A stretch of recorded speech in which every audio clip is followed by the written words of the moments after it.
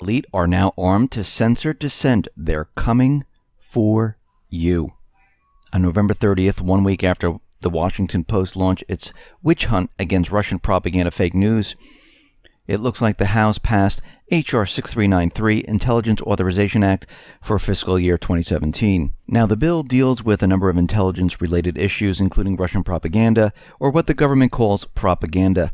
And we know from what has happened with Prop or Not, where they published a list of 200 websites without any proof whatsoever that they're Russia propaganda sites. What they're doing right now is they're coming after those individuals that don't agree with the elite, with the shadow government. Now, parts of the bill, they list the definitions of media manipulation, and the list is covert broadcasting, media manipulation, disinformation and forgeries, funding agents of influence, incitement and offensive counterintelligence, and many more.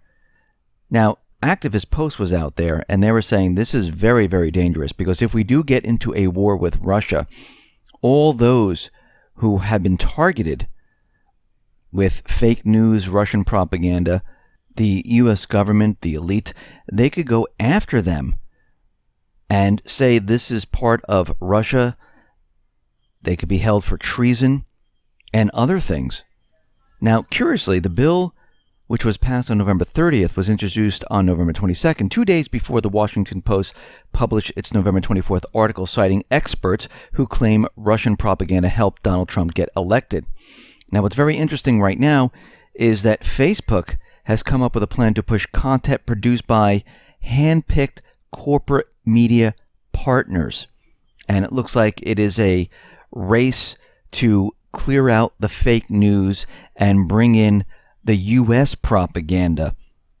And of course, when I say clear out the fake news, I mean clear out the truth.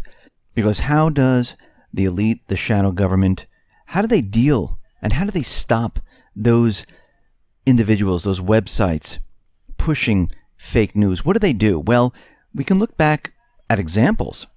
Galileo in 1616 and 1633 was tried for spreading fake news, saying that the earth rotates around the sun. Now, the majority of the people and the government at that time, the church, all said, no, this is completely false and this is fake. Benjamin Franklin, 1773. He was fired as a colonial postmaster general for spreading fake news. His crime, informing the American colonists about what the British were really doing.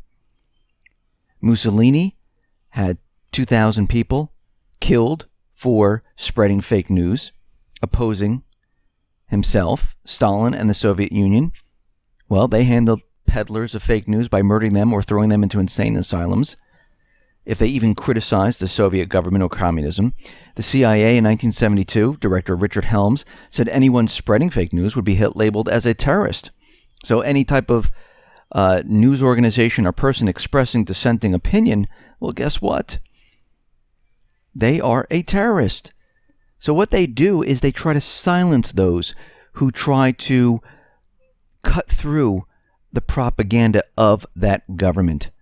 And when the government, the shadow government, the elite don't like it, they make people disappear and they censor. Now, you can hear more of all of this in the full report, which is on the X22 Report YouTube channel.